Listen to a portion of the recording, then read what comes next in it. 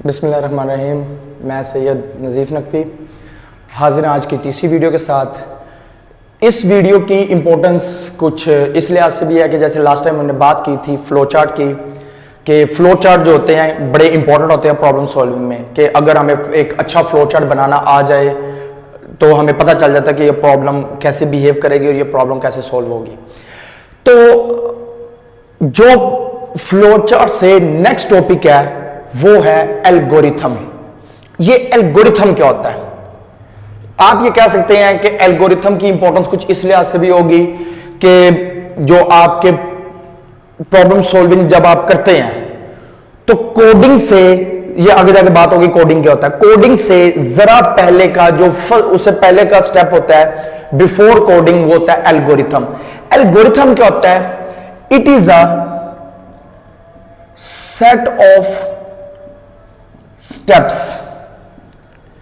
ठीक है, ये स्टेप्स का एक सेट होता है। ठीक है, एक मुख्तसर से, यानी कि आप कह सकते हैं मराहिल का सेट। मुख्तलिफ मरहले होंगे इसमें। जब हम उन मरहलों को, उन स्टेप्स को फॉलो करेंगे, हम कोई काम जो है वो सर अंजाम देंगे।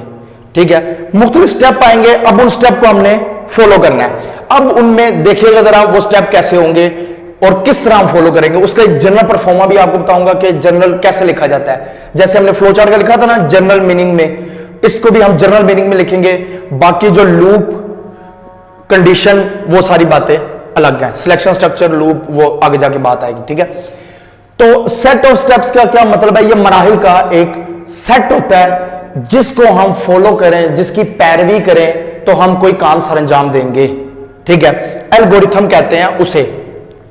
अब इसकी इंपॉर्टेंस की होती है, अब देखिएगा जरा इंपॉर्टेंस इन प्रॉब्लम सॉल्विंग।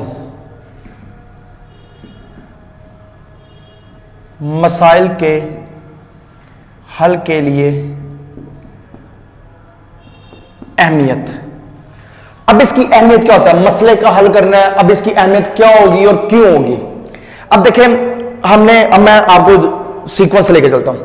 हमने एक बात की, इसके कुछ स्टेप होते हैं। लास्ट टाइम आपको याद है हमने बात की थी फ्लो चार्ट की, कि फ्लो चार्ट जो होते हैं वो प्रॉब्लम सॉल्विंग में बड़ी मदद देते हैं। अब फ्लो चार्ट से जो अगला स्टेप निकलेगा वो निकलेगा एल्गोरिथम।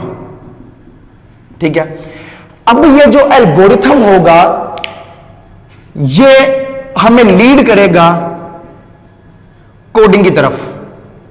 ठीक है, कोडिंग जो होती है ना, कोडिंग ये लिखी जाती है मशीन लैंग्वेज में या कोई दूसरी हाई लेवल लैंग्वेज में। ठीक है,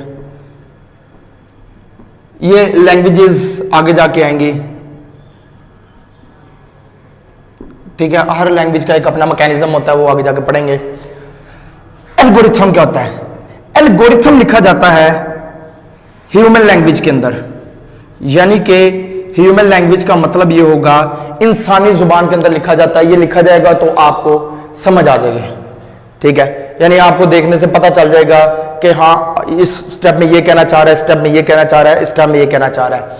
फॉर एग्जाम्पल, मैं आपको कहता हूं कि आपने चाय बनानी है, तो आप क्या करेंगे? उसके जनरल स्टेप्स क्या हैं चाय बनाने के?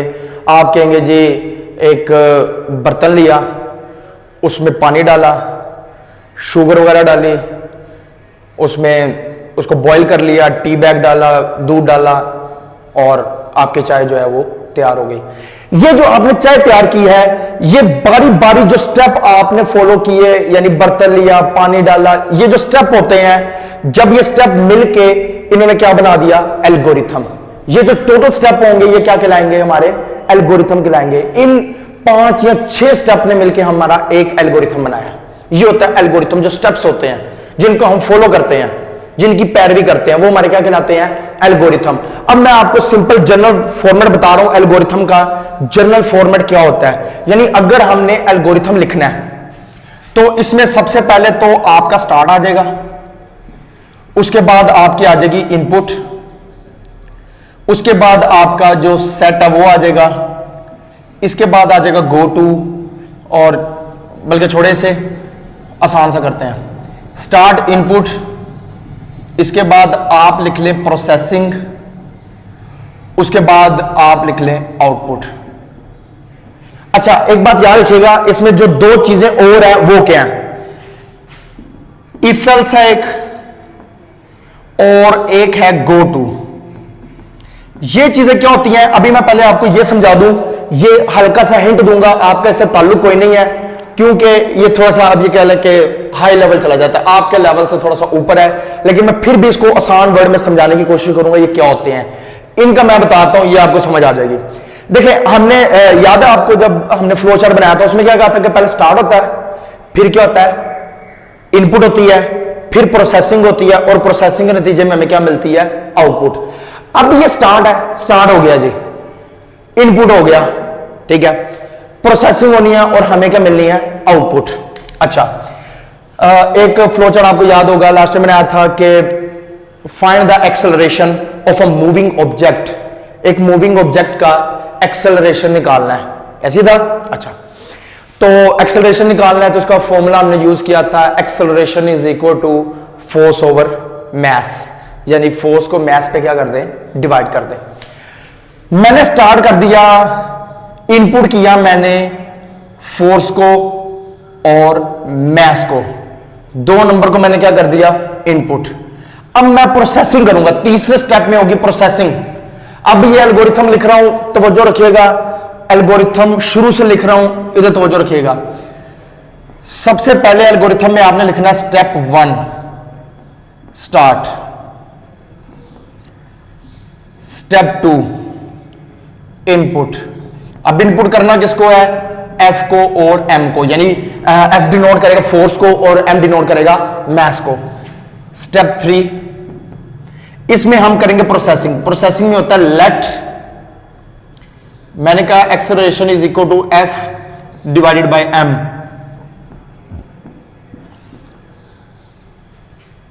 अब ये देखिए हमारे पास यहां से किसका आंसर आएगा, एक्सेलरेशन का। तो वो जो एक्सेलरेशन का आंसर आएगा वो क्या हो जाएगा हमारे पास, ये हमारा लिखा जाएगा, इधर हम लिखते हैं प्रिंट, या इधर आप लिख लें आउटपुट, ठीक है, इधर आउटपुट भी लिख सकते हैं जो फॉर समझाने के लिए। और लास्ट में स्टेप 5 में जो स्टॉप या एंड कर देंगे, ठीक है। अगर आप देख रहे हो तो बिल्कुल ये वही चीज नहीं है जो हमने फ्लो चार्ट में की थी, बस फ्लो चार्ट में ये था कि इसमें कुछ सिंबल लगाए थे हमने, इसमें विदाउट एनी सिंबल हमने क्या कर लिया, सिंपल फॉर्मुलेशन कर लिया है एल्गोरिथम की। ये होती है एल्गोरिथम फॉर्मुलेशन। अब ये दो चीजें समझते हैं, दो चीजें होती क्या, इफ एल्स है ना, इफ एल्स। आपको याद होगा हमने कंडीशन की बात की थी, कंडीशन डिसीजन मेकिंग जिसे हम कहते हैं, डिसीजन मेकिंग होती है कंडीशन। हमने कहा था कि डिसीजन मेकिंग या कंडीशन वो चीज होती है जो कि दो बातों को लेगी, उनमें फैसला करेगी, जो बात दुरुस्त होगी उसको कंटिन्यू कर देगी, बाकी वो कर देगी, छोड़ देगी। जैसे फॉर एग्जांपल हम एक बात करते हैं कि अगर किसी बच्चे के मार्क्स 33 के बराबर या उससे ज्यादा हैं तो वो पास है, अगर 33 से कम है तो वो क्या है, फेल। अब देखो दो सूरतें हैं ना, या तो 33 के बराबर या उससे ऊपर होंगे, ठीक है, या 33 से क्या होंगे, नीचे। अगर 33 से ज्यादा हुए तो बच्चा पास है, अगर 33 से कम हुए तो बच्चा क्या है, फेल। अब ये है कंडीशन। कंडीशन देखती है दो बातों को, उनमें से चलाती कितनी है, सिर्फ एक बात। कंडीशन में दो बातें देखनी है, उनमें से कितनी चलानी है, एक बात। तो यहां पे जब इफ एल्स में आएगी कंडीशन, एक बात दुरुस्त होगी और एक क्या होगी, गलत होगी। जो दुरुस्त होगी वो चल जाएगी, जो गलत हो जाएगी वो क्या हो जाएगी, खत्म हो जाएगी, ठीक है। इसमें हम करते हैं कंडीशन। और ये जो गो टू है, ये प्रोग्रामिंग में गो टू जो होता है ये किसी लाइन नंबर से, यानी कि आप ये कह सकते हैं कि किसी प्रोग्राम के वन पार्ट से या एक हिस्से से जंप करता है दूसरे हिस्से की तरफ, ठीक है। डिटेल में जाने की जरूरत नहीं है, पूरा टॉपिक है ये go to, on error go to, ठीक है, आगे फर्दर कभी आएगा तो पढ़ लेंगे। तो गो टू जो होता है ये क्या होता है कि आपने प्रोग्राम जो बना रहे हैं जब इसमें गो टू लगा दो तो आपने क्या किया है, आपने उसको ये कहने पे मजबूर कर दिया है कि आपने वन पार्ट एक हिस्से से दूसरे हिस्से की तरफ जंप कर जाना है, ठीक है। ये होता है गो टू, ये लूप्स वगैरह में इस्तेमाल होता है, ठीक है। वैसे सिंपल प्रोग्रामिंग में भी इस्तेमाल हम करते हैं इसे, ठीक है, लूप में भी और सिंपल प्रोग्रामिंग में भी इसे इस्तेमाल करते हैं, क्योंकि प्रोग्रामिंग आपका हिस्सा नहीं है, इसलिए डिटेल में जाने की जरूरत नहीं है आपको। इफ एल्स मैंने बता दिया, इफ एल्स होती है कंडीशन, कंडीशन यानी कि कौन सी बात ठीक है कौन सी गलत है वो हमें बतानी है आपने, ठीक है। उसमें से जो बात दुरुस्त होगी प्रोग्राम उसको दुरुस्त कर देगा, जो गलत होगी उसमें से क्या कर देगा